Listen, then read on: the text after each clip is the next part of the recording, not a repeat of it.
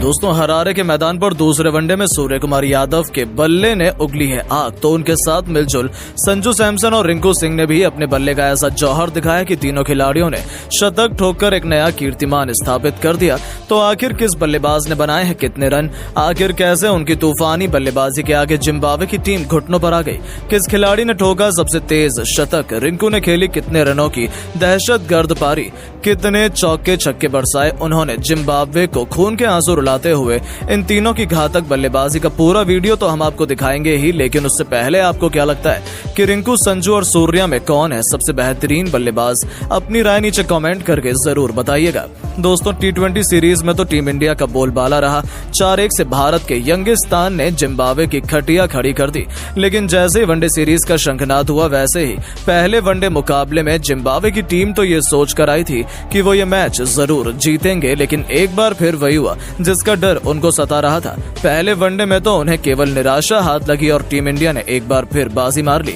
इसके बाद बारी थी अब दूसरे वनडे मैच की, जो करो या मरो का मुकाबला था। इस मैच को जीतकर टीम इंडिया के पास सीरीज पर कब्जा जमाने का मौका था, तो वहीं दूसरी तरफ जिम्बाब्वे अपनी इज्जत, आत्मसम्मान और सीरीज तीनों बचाने के लिए मैदान में उतरे थे। लेकिन इस मैच में कुछ ऐसा हो जाएगा इसका अंदाजा भी शायद जिम्बाब्वे को नहीं था। एक बार फिर टॉस के बॉस बने कप्तान शुभमन गिल। उन्होंने टॉस जीतकर पहले बल्लेबाजी करने का फैसला किया। इस बार भी टीम इंडिया नए जज्बे और जुनून के साथ उतरी थी और शुरुआत में ही इसका नजारा हमें देखने को मिल गया। कप्तान गिल अभिषेक शर्मा के साथ टीम इंडिया को धाकड़ शुरुआत दिलाने के इरादे से उतरे थे।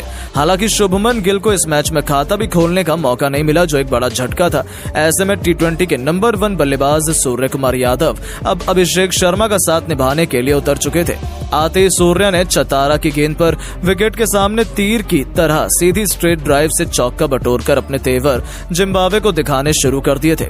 लेकिन दूसरी तरफ अभिषेक शर्मा भी केवल 5 रन बनाकर जब पवेलियन की शोभा बढ़ाने लौट गए, तब 16 रनों पर ही इंडिया ने अपने दोनों ओपनर गवा दिए थे। ऐसा लगा था कि भारतीय पारी ताश के पत्तों की तरह बिखर जाएगी। अब सूर्य का साथ निभाने के लिए मैदान में संजू सैमसन आए थे। संजू ने भी मिड ऑन के ऊपर से बेहतरीन छक्का जड़कर अपनी पारी का आगाज कर दिया था। फिर इन दोनों खिलाड़ियों ने पीछे मुड़कर नहीं देखा। क्लासिकल वनडे मैच के अंदाज में दोनों खिलाड़ियों ने अपनी अपनी शुरुआत की। संभलकर बल्लेबाजी करते हुए अर्धशतकीय पार्टनरशिप बनाई, वो भी पहले 9 ओवर के भीतर, और जिम्बाब्वे की नाक में दम कर दिया। देखते ही देखते 10 ओवर में उन्होंने टीम इंडिया को 55 रनों तक पहुंचाया, तो उसके बाद भी रुकना क्या होता है वो तो उन्हें आता ही नहीं था। 19वें ओवर की आखिरी गेंद पर सिकंदर रजा के खिलाफ आगे बढ़कर सूर्या ने बेहद शानदार अंदाज में छक्के से न सिर्फ 50 पूरा किया, बल्कि संजू के साथ शतकीय पार्टनरशिप को भी अंजाम दिया। वो अपने 360 अंदाज में मैदान के सभी कोनों को नाप रहे थे। संजू ने भी सूर्या का बखूबी साथ निभाया और टी20 की फॉर्म इस वनडे में भी दिखाते हुए इस खिलाड़ी ने भी अपने अर्धशतक के आंकड़े को पार कर लिया। वो शानदार टच में नजर आ रहे थे।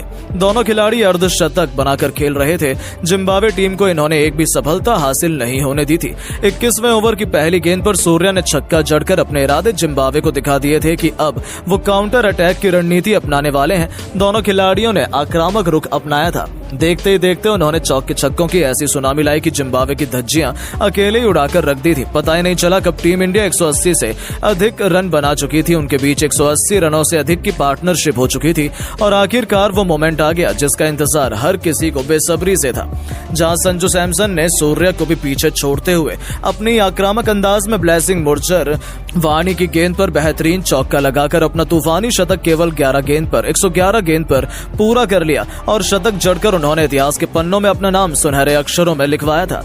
टीम इंडिया बेहद मजबूत स्थिति में आ चुकी थी, पर शतक जड़ते संजू नगारबा के जाल में फंस गए और कैच आउट होकर उन्हें पवेलियन लौटना पड़ा। उन्होंने 114 गेंद पर बेहतरीन 102 रन बनाए थे, जिसमें 2 छक्के तो वहीं 9 चौके भी शामिल थे। उनके रूप में टीम इंडिया को दूसरा झटका लगने के बाद अब मोर्चा संभालने के लिए मैदान में ऋतुराज गायकवाड़ आए, लेकिन वो भी केवल 5 रन बनाकर चलते बने। लगातार 2 झटकों ने भारतीय टीम को मुश्किल में फंसा दिया था। ऐसे में अब मैदान पर बल्लेबाजी करने के लिए करोड़ों फैंस के हीरो रिंकू सिंह को उतारा गया। अब एक तरफ जहां खुद टी20 के सरताज सूर्या थे, तो वहीं दूसरी तरफ रिंकू इस मौके पर चौका नहीं सीधा छक्का मारने की फिराक में उतरे थे, जो टी20 में अपनी विस्फोटक बल्लेबाजी के बाद वनडे में अपना दबदबा कायम करना चाहते थे। हालांकि जिम्बाब्वे को लगा था कि लगातार 2 विकेट के बाद वो भारतीय टीम पर दबाव बनाएंगे, पर इन दोनों खिलाड़ियों ने तो अगले कुछ ओवरों में ही वो किया जिसका अंदाजा जिम्बाब्वे को था ही नहीं।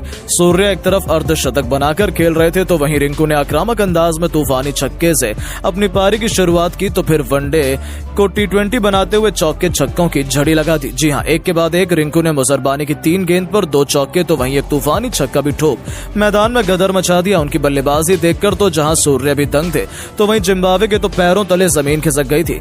उन्हें अंदाजा ही नहीं था कि आखिर ये हो क्या रहा है। इन दोनों ने तो गेंदबाजों को उनकी नानी याद दिला दी थी। दूसरी तरफ आखिरकार वो मोमेंट आ गया जिसका इंतजार सबको बेसब्री से था। विस्फोटक बैटिंग करते हुए सूर्य ने आखिरकार लंबे इंतजार के बाद वनडे फॉर्मेट में अपना शतक पूरा कर लिया और अपनी असली काबिलियत से पूरी दुनिया को रूबरू करवाया। सूर्य और रिंकू का ये विध्वंसक रूप देख ऐसा लग रहा था कि वो केवल गेंदबाजों पर अपना गुस्सा उतार रहे हैं। सिकंदर की गेंद पर 2 रन लेकर रिंकू ने केवल 38 गेंद पर T20 के अंदाज में अपना एक और अर्धशतक भी ठोक दिया था। दूसरी तरफ सूर्य का बल्ला दहाड़ रहा था। सत्ता गुजरने के बाद तो ये खिलाड़ी और भी खूंखार हो गया। इसी दरमियान सूर्य ने मुजरबानी की गेंद पर कवर ड्राइव से चौका बटोरकर 150 रनों का जादुई आंकड़ा पूरा किया, जिस पर पूरे स्टेडियम ने खड़े होकर तालियां बजाई। वहीं उनके साथ ही रिंकू को रोक पाना भी जिम्बाब्वे के बस की बात नहीं हो पाई। सूर्य के कंधे से कंधा मिलाते हुए इस होनहार खिलाड़ी ने भी शानदार चौके से अपना लाजवाब शतक केवल 86 गेंदों पर पूरा किया, वो भी फराज अकरम की गेंद पर। मिड विकेट के ऊपर से तूफानी छक्का जड़कर और अपने सपने को साकार कर दिखाया था। जहां भारत के लिए शतक जड़ने वाले दिग्गजों की सूची में उनका नाम सुनहरे अक्षरों में शुमार हो चुका था, जिस पर पूरे स्टेडियम ने खड़े होकर तालियां बजाई। इन दोनों ने तो जिम्बाब्वे की शामत ला दी थी और 50 ओवर का खेल खत्म होने तक जहां सूर्य ने 192 रनों की शानदार पारी खेली थी, अपनी इस विध्वंसक पारी को उन्होंने 6 खौफनाक छक्के तो वहीं 11 चौकों से सजाया था। तो वहीं रिंकू ने 118 रन बना डाले थे, वो भी 4 छक्कों और 10 खतरनाक चौकों की बदौलत। जहां पर इन दोनों के तूफान में जिम्बाब्वे तो ताश के पत्तों की तरह उड़ गया था। इन दोनों ने मिलकर टीम इंडिया को 449 रनों के पार पहुंचा दिया।